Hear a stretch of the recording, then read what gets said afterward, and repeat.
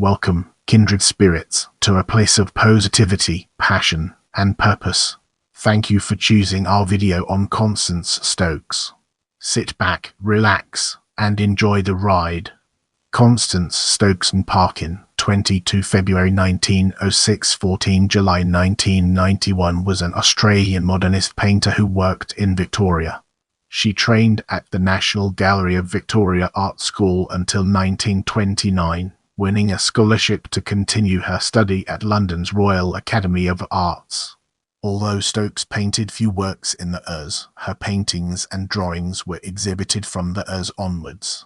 She was one of only 2 women and 2 Victorians included in a major exhibition of 12 Australian artists that travelled to Canada, the United Kingdom and Italy in the early Rs. Influenced by George Bell, Stokes was part of the Melbourne Contemporary Artists, a group Bell established in 1940.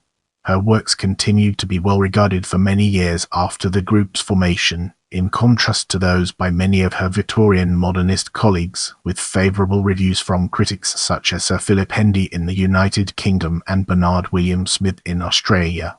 Her husband's early death in 1962 forced Stokes to return to painting as a career, resulting in a successful one-woman show in 1964, her first in 30 years. She continued to paint and exhibit through the Rs and Rs, and was the subject of a retrospective exhibition that toured Victorian regional galleries including Swan Hill Regional Art Gallery and Geelong Art Gallery in 1985. She died in 1991 and is little known in comparison to some other women artists including Grace Cossington Smith and Clarice Beckett, but her fortunes were revived somewhat as a central figure in Anne Summers' 2009 book The Lost Mother.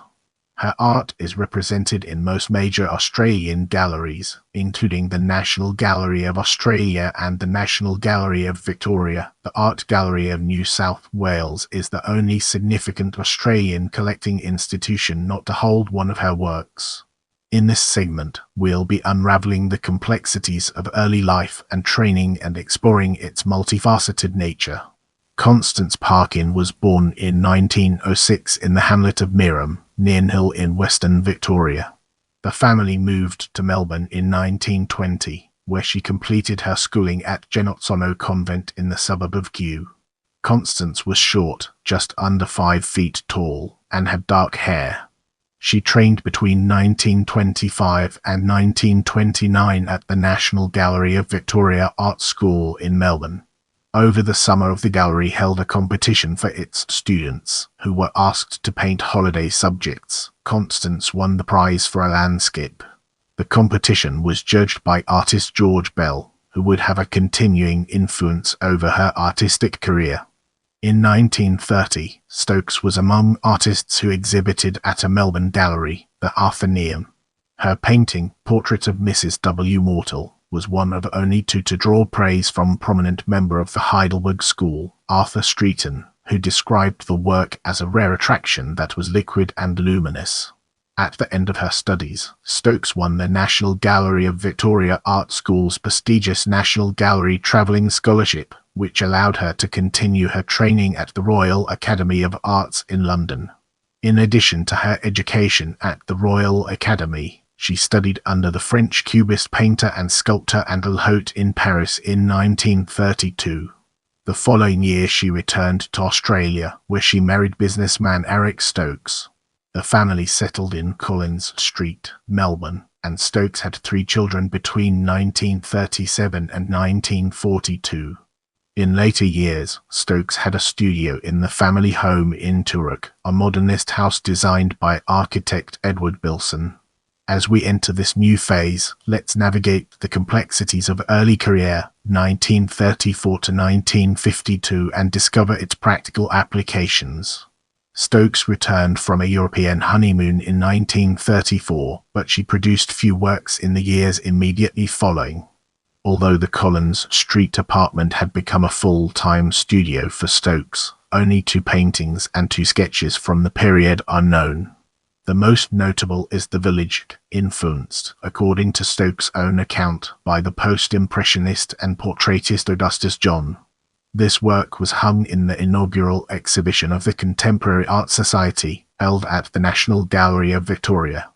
It was included in a travelling exhibition that appeared in New York's Metropolitan Museum of Art in 1941 and later in Canada. In 1946, Stokes presented the work to the National Gallery of Victoria. In the mid-20th century, there were divisions in the Melbourne art scene, which became intertwined with the complex cultural politics of the Cold War era. In the late years, there was a move against modernism in art, and tonalism came into favour. Partly as a reaction to this development, artist George Bell established an exhibiting group called the Melbourne Contemporary Artists in 1940. Bell was a former war artist and influential member of the Victorian artistic establishment, who after World War I was appointed to teach at the National Gallery of Victoria's painting school. Influenced by Bell, Stokes was among the artists for whom modernism was a strong influence, and who exhibited with the Melbourne Contemporary Artists. Other members of the group included Russell Drysdale and Sally Herman. Stokes' artistry endured, while that of some of her modernist colleagues did not. By 1945, when the Melbourne Contemporary Artists held one of their exhibitions, art critic Alan McCulloch observed that the works were increasingly lacking in originality and that the former standards of the group were being maintained by only a few members. One of those was Stokes, whose work the family he praised as strongly designed and sensitively modelled. The following year, though, McCulloch was more upbeat, describing the show as their best to date, while again complimenting Stokes on her rich and opulent pictures. 6 years later, when the group exhibited in 1952, the critic for Melbourne's Argus was as unimpressed as had been McCulloch in 1945. Suggesting that the show demonstrated that Melbourne's art scene lacked innovation, he nevertheless singled out a small number of works for praise. One of these was Stokes' Christ with Simon and Andrew, which he thought showed richness and feeling. While Stokes was being praised at home in Melbourne, one of her portraits was among 6 paintings owned by the National Gallery of Victoria that were loaned for an exhibition on the other side of the country, in Perth. The city's newspaper, The West Australian, chose Stokes' picture to illustrate its story on the exhibition. Calling it Girl Drying Her Hair, the paper described the work as notable for its patient handling, use of bright colour and skillful blending of figure and background. The National Gallery of Victoria refers to the work as Woman Drying Her Hair, which it had acquired in 1947 at the behest of curator and artist Darrell Lindsay. It was soon to travel a great deal further than to Perth. Let's now turn our gaze towards later career, 1953 to 1989, and explore the fascinating connections it has to offer. In 1953, at the request of Prime Minister Robert Menzies and the British Arts Council, an exhibition of the works of 12 Australian artists was assembled. It was shown in London, 5 regional British cities, and at the Venice Biennale. Of the 12 artists selected for inclusion, only 2 were from Victoria, the rest being from New South Wales. Stokes was one of the Victorians.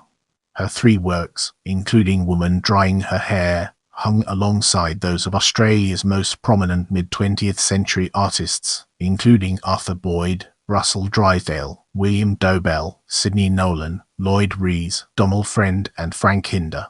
Despite these prominent painters being selected for inclusion, when the exhibition appeared in London, Stokes' Girl in Red Tights drew critical attention and acclaim. Admired by the director of the National Gallery, Sir Philip Hendy, the work was proclaimed by the art critic at the Times as the best picture in London that week. Some artists in Sydney were not so impressed. A meeting of the Royal Art Society of New South Wales urged Prime Minister Menzies to intervene, members describing the paintings as the worst ever gathered in one place. However, the Commonwealth Art Advisory Board member who announced the exhibition considered that it would represent the most substantial promotion Australian art would have experienced to that time. The following year, Joseph Burke, Professor of Fine Arts at the University of Melbourne, praised Stokes' painting, making particular reference to her work that had so entranced viewers at the 1953 exhibition. Constance Stokes, he wrote, was a painter who announced the pursuit of the classical ideal as aim. Girl in Red Tights, with its Venetian richness of colouring, ably sustains the monumental harmony of the classical tradition.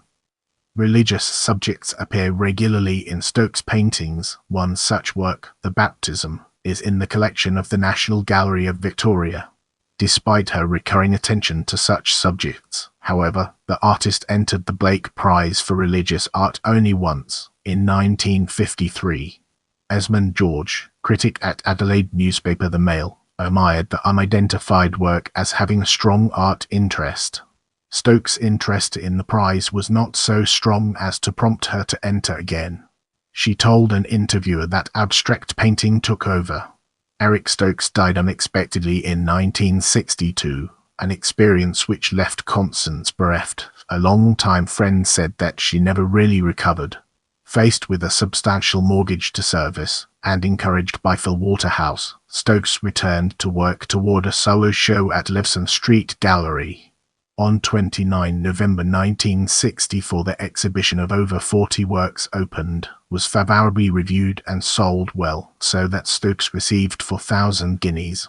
With the 27 paintings priced dearly, at upwards of 150 guineas, the exhibition was a success both financially and critically. The exhibition attracted praise from art historian and critic Bernard William Smith. Throughout the Ers, she painted and held shows. This later phase of her work was based on a stronger, if lighter, colour palette and reflected the influence of the art of Henry Matisse, whom Stokes admired. There was also a change in her subject matter, from classically conceived still lifes, groups of figures and nudes, to more decorative themes. Stokes' works continued to be well received, having been included in the 1975 exhibition Australian Women Artists at the University of Melbourne, and the Regional Galleries Association of Victoria's 1977 touring exhibition The Heroic Years of Australian Painting. Stokes' last painting was Alice Tumbling Down the Rabbit Hole, painted around 1989. She died in Melbourne in 1991. In the following section, we'll be immersing ourselves in the captivating world of legacy. The standard reference work, McCulloch's Encyclopedia of Australian Art, describes Stokes as a leading figure in the modernist movement in Victoria. Not all critics regard Stokes' work so favourably, however. Art historian Christopher Heathcote acknowledges the recognition of Stokes' work by her contemporaries, but goes on to say that strong staff support for a few lesser practitioners, such as Constance Stokes, hardly aided the appreciation of the better local work. Though she appears in McCulloch's Guide, few other reviews of Australian art recognise Stokes. Exceptions, according to feminist writer Anne Summers, include Ursula Hoff's masterpieces of the National Gallery of Victoria and Janine Burke's Australian Women Artists. 100 Years, both of which refer to the well-travelled painting woman drying her hair. While academic artists and art historians such as Bernard William Smith and Joseph Burke praised Stokes' work during her lifetime, she faded into relative obscurity. There is, however, a strong secondary art market for resale of her works. Stokes returned to some prominence through a book by Anne Summers, published in 2009, called The Lost Mother, in which Stokes and her paintings are central to a narrative about Summers' own family. Summers contrasts Stokes' ongoing obscurity with the dramatic resurrection of the oeuvre of artists Grace Cossington Smith and Clarice Beckett, both brought to attention by well-regarded gallery curators. Summers considers a number of factors to be involved in Stokes' fate, including her association with George Bell, whose destruction of many of his early pictures, propensity to keep reworking his old pieces, and artistic conservatism, all limited his subsequent reputation. Summers also points to the lack of a high-profile champion of Stokes' work, and her Melburnian identity in a time when Sydney was where the ideas and the experimentation were and the place where reputations were made.